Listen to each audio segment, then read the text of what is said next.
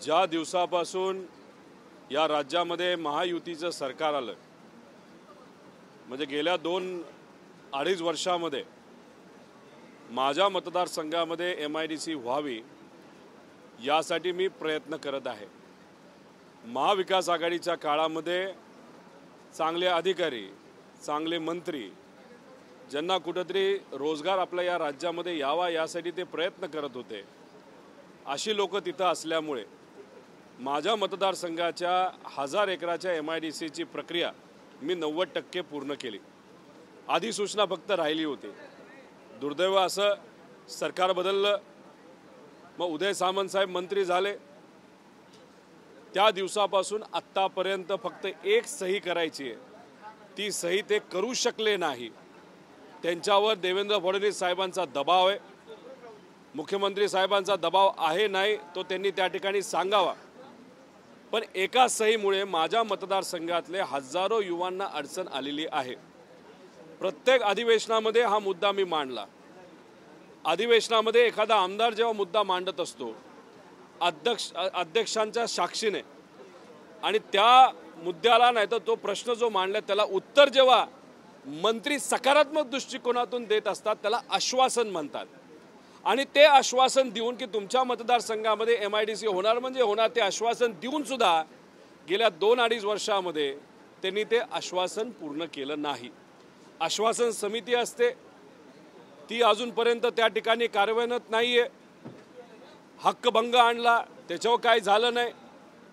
Governor साहेबांना गेल्या महिन्यामध्ये त्या ठिकाणी मी पत्र दिलं, कारण का जेव्हा अधिवेशनामध्ये जे काही रूल्स प्रोटोकॉल आहे तो पाळला जात नसेल तर आपल्याला शेवटी गव्हर्नर साहेबांकडे जावं लागतं, त्यांना सुद्धा तिथं पत्र हे दिलं आहे। पण ह्या सगळ्या गोष्टी करून या अधिवेशनामध्ये तरी हा विषय जे शेवटचं अधिवेशन आहे तो मार्गी लागेल अशी आमच्या सगळ्यांची अपेक्षा होती। म्हणून अध्यक्ष महोदयांना पत्र दिलं, मुख्यमंत्री साहेबांना पत्र दिलं की मी अधिवेशनाच्या आवारामध्ये तिथं उपोषण करणार आहे, हा विषय तुम्ही मार्गी लावा। तो जो तुम्ही लावला नाही तर मला पर्याय राहणार नाही। आजच्या दिवशी औचित्याचा मुद्दा तुम्ही मांडा असं मला अध्यक्ष महोदयांनी सांगितलं, त्याला मंत्री महोदय सकारात्मक उत्तर देतील असंही काही प्रमाणात अंदाज हा त्या ठिकाणी मला दिला होता। पण जेव्हा मी तिथं तो विषय मांडला तेव्हा अध्यक्ष महोदयांनी याच्यामध्ये लक्ष घाला एवढंच बोललं आणि मंत्री महोदय उत्तर त्याच्यावर काही दिलं नाही। म्हणजे माईक चालू होण्याच्या पूर्वीच ते खाली बसले। म्हणजे कुठेतरी उदासीनता युवांना हाताला काम देण्यासाठी या सरकारच्या मनामध्ये त्या ठिकाणी दिसते। आज उपराष्ट्रपती महोदय आपल्या या आवारामध्ये या पवित्र ठिकाणी येणार आहे जिथं सामान्य लोकांना न्याय मिळण्याची अपेक्षा असते। आत्ता मी उपोषणाला बसणार आहे। मी पत्र मुख्यमंत्र्यांना देऊन झालं, उपमुख्यमंत्र्यांना देऊन झालं, मंत्री महोदयांना झालं, अध्यक्षांना झालं, जे जे काय माझ्याकडे हे साधनं होती ती सगळी त्या ठिकाणी मी वापरलेली आहेत। आत्ता पायऱ्यांवर जाऊन उपोषण करणार आहे। गेल्या वेळेस छत्रपती शिवाजी महाराजांच्या चरणी नतमस्तक होत तिथं मी बसलो होतो, पण आज उपराष्ट्रपती येणार आहेत, ते जेव्हा या प्रांगणामध्ये येतील, या पवित्र ठिकाणी येतील, त्यांना सुद्धा कुठेतरी आम्हाला सांगावं लागेल की जी पवित्रता या महाराष्ट्र सदनाची पूर्वीच्या काळामध्ये होती ती आता राहिलेली नाही। शब्द देऊन आश्वासन देऊन सुद्धा या ठिकाणी कामं होत नाही। त्यामुळे त्यांच्यासाठी सुद्धा पत्र हे दिलेलं आहे, लिहिलेलं आहे। 4 वाजता ते इथे येत आहेत।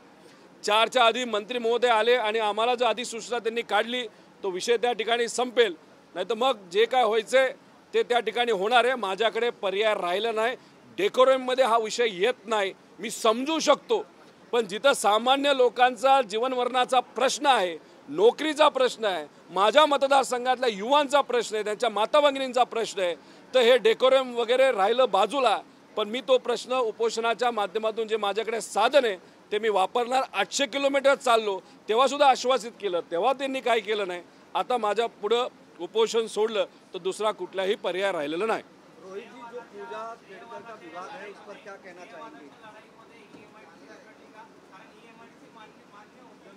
तुमच्यात हिम्मत आणि धमक असेल तर तुम्ही नवीन MIDC आणा। 2 MIDC जर कर्जत जामखेडमध्ये होत असतील तर तिथे असणाऱ्या युवांना फायदाच होणार आहे। पण तुम्ही MIDC आणत असताना अशा काही ठिकाणाचा सर्वे करता तिथं फॉरेस्ट आहे, म्हणजे तिथं काहीच येणार नाही. एखाद्याला डिग्री आज मिळाली आणि आज काम नाही मिळालं, वर्षाली त्याला कुणीही विचारत नाही. त्यामुळे आजचा विषय आजच सोडवणं फार महत्त्वाचं आहे. MIDC पूर्ण ही मंजूर आहे, फक्त सहीची त्या ठिकाणी जरूरत आहे. 2 नॅशनल हायवेच्या कोपऱ्यावर ही MIDC असल्यामुळे तिथं नक्कीच मोठ्या प्रमाणात कंपन्या येतील. आम्ही कंपन्यांशी सुद्धा बोललेलो आहे. त्यामुळे श्रेयवाद कदाचित त्यांना करावा असेल. मी तर म्हणतोय ही MIDC तुम्ही मंजूर करून आणली, हा श्रेय तुम्ही घ्या, पण कशाला ताटकळत ठेवता. आत्तापर्यंत एखाद्या कंपनीचं भूमिपूजन सुद्धा तिथं झालं असतं आणि असंघटित आणि संघटित क्षेत्रातल्या मुलामुलींना तिथं काम सुद्धा मिळालं असतं.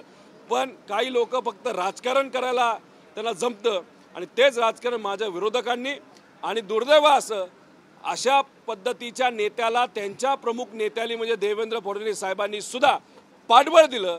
याच्यावरनं देवेंद्र फडणवीस साहेबांचं सुद्धा विजन आणि विचार त्या ठिकाणी आपल्याला कळतात.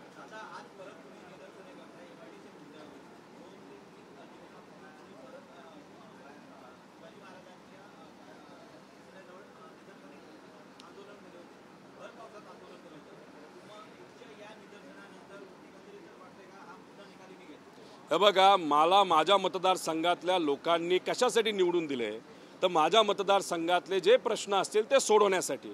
मी समजू शकतो आज माझं सरकार नाही, आमच्या विचाराचं सरकार नाही, पण हे असताना गप्प बसणं पण योग्य नाही. जी काय साधनं आहे ते वापरावी लागतात, कारण का विश्वासाने लोकांनी तुम्हाला निवडून दिलेलं आहे. युवांनी माझ्यावर विश्वास ठेवला, त्यामुळे रस्त्यावर बसायचं असेल, 800 किलोमीटर चालायचं असेल, मी कुठेही लाजत नाही. का? कारण का ज्याच्यासाठी मी लढतो ते अतिशय महत्त्वाचा मुद्दा आहे. त्यामुळे सरकार विरोधातलं असलं तरी शेवटपर्यंत मी लढणार आणि आज आणि उद्या शेवटचा दिवस असल्यामुळे माझ्याकडे दुसरा पर्याय राहिलेला नाही. 4 महिन्यानंतर महाविकास आघाडीचं सरकार येणारच आहे. ह्यांनी जर नाही केलं तर 100% त्यावेळेस याच्यापेक्षा मोठी MIDC आम्ही मंजूर करून घेऊ शकतो.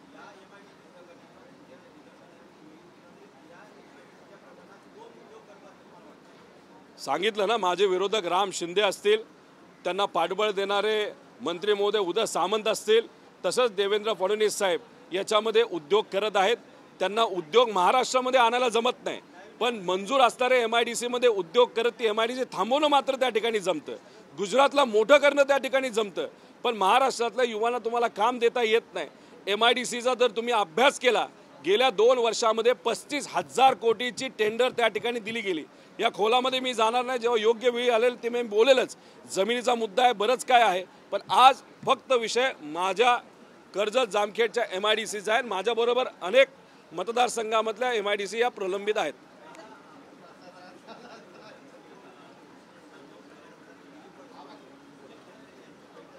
MIDC सोडून दुसरा मुद्दा असेल तर कृपा करून मी त्याचं उत्तर देणार नाही. हिंदी में जानना चाहेंगे जो MIDC वाला मामला है, क्या कहना चाहेंगे? आज प्रोटेस्ट कर रहे हैं आप? देखिएगा, महाविकास आघाड़ी सरकार जब थी तब हमने हमारे कॉन्स्टिट्यूंसी में MIDC मंजूर कर दी थी. उसकी जो भी फॉर्मल प्रोसीजर है वो 90% हमने कंप्लीट की थी. उसका जो अध्यादेश है वही सिर्फ बाकी था. उस टाइम के जो अधिकारी या मंत्री थे उन्होंने सपोर्ट किया था.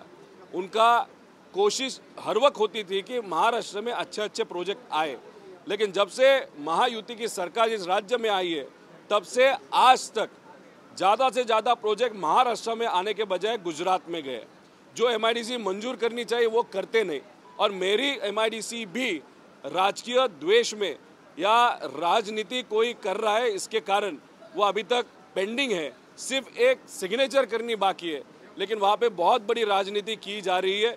अभी अधिवेशन में जो हमारे पास टूल्स होते हैं या जो माध्यम होते हैं उसका सबका मैंने इस्तेमाल किया. हमको आश्वासन दिया गया अधिवेशन में अध्यक्ष के सामने, कुछ भी अगर आश्वासित एक आध मंत्री करता है वो फॉलो ही करना पड़ता है, इम्प्लीमेंट करना पड़ता है, लेकिन अभी तक वो इम्प्लीमेंट भी नहीं हुआ.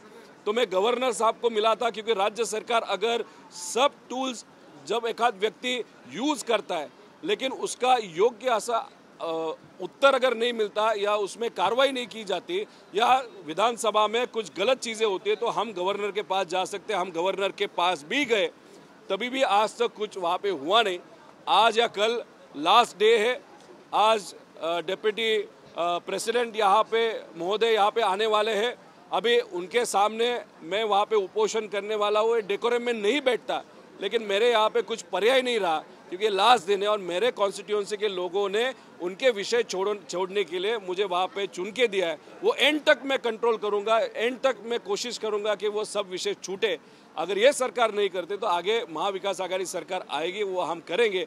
लेकिन हमारी जो ड्यूटी है एक विधायक करके, वो ड्यूटी आज हमारी सरकार न होने के कारण फिर भी उन बच्चों के लिए, युवाओं के लिए लड़ना ये हमारा काम है। इसलिए वहाँ पे हम उपोषण कर रहे, लड़ रहे या आंदोलन कर रहे, बस इतना ही मुझे कहना है।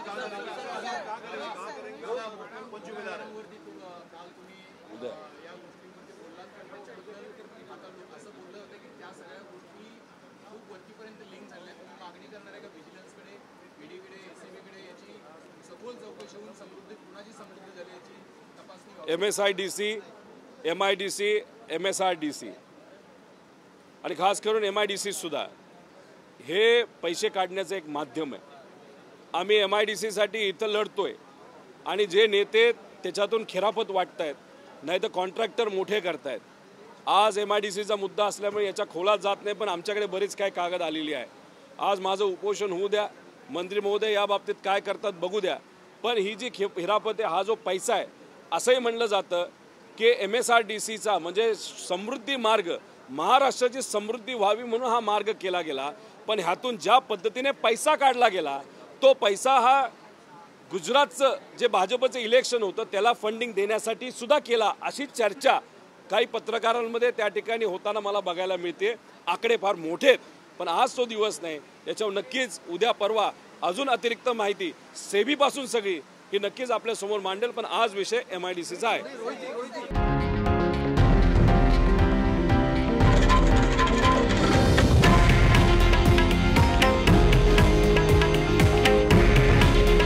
हे आहे देशातील नंबर 1 न्यूज नेटवर्क आणि आपण पाहत आहात TV9 मराठी। काळजी तुमची, हित महाराष्ट्राचं।